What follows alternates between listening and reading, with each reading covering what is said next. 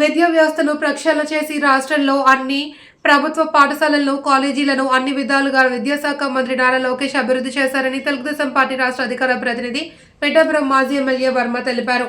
కూటమి ప్రభుత్వం ప్రతిష్టాత్మకంగా నిర్వహిస్తున్న మెగా పేరెంట్స్ సమావేశం పిఠాపురం పట్టణం RRBHR పాఠశాలలో ఘనంగా నిర్వహించారు. ఈ సమావేశానికి ముఖ్య అతిథిగా వర్మ హాజరయ్యారు. ముందుగా పిఠాపురం మహారాజా విగ్రహానికి వర్మ మహారాజా కుమారుడు రామరత్నరావు పూలమాల వేసి ఘనంగా నివాళి అర్పించారు. ఈ కార్యక్రమంలో పట్టణ అధ్యక్షుడు బొజ్జ సతీష్, కౌన్సిలర్లు అల్లవరపు నగేష్, రాయుడు శ్రీను, కొల్లా బంగారుబాబు, పిల్లి చిన్న, కొండెపూడి ప్రకాష్, కొర్రుప్రోలు శ్రీను, రావుల రమేష్, అడ్డూరి శ్రీను, పుణ్యవంతుల మూర్తి, పొన్నడ గంగభవాని, గొడుగు సూరిబాబు పాల్గొన్నారు.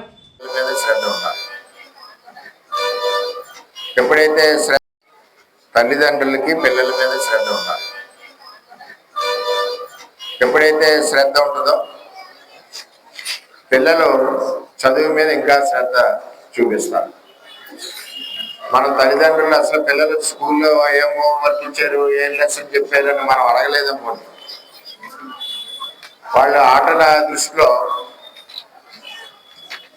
మనకి జరిగిన యథార్థాలు చెప్పకుండా ఏదో చెప్పి పరిస్థితి వస్తుంది. ఈవేళ కూటమి ప్రభుత్వంలో చంద్రబాబు నాయుడు గారు కానీ, పవన్ కళ్యాణ్ గారు కానీ, లోకేష్ గారు కానీ అన్ని పార్టీలు కలిస్తేనే కూటమి ప్రభుత్వం పెట్టిందే మెగా టీచర్స్ క్యాంప్.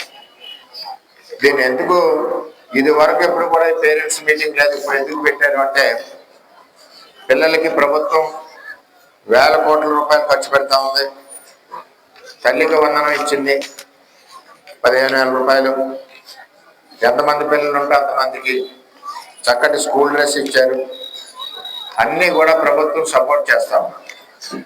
సపోర్ట్ చేసినప్పుడు తల్లిదండ్రులు ఏంటంటే స్కూల్లో టీచరు ఒక 8 గంటల బాధ్యత తీసుకుంటారు. వాళ్ళు చెప్పిన ఏ విధంగా చెప్పారో ఆ చెప్పిన మనవాళ్ళు హోంవర్క్ చేస్తున్నారా లేదా, చెప్పిన అర్థమైందా లేదా అన్నది ఆలోచించాల్సిన బాధ్యత కూడా తల్లిదండ్రులు, ముఖ్య పాత్ర తల్లిదండ్రులు.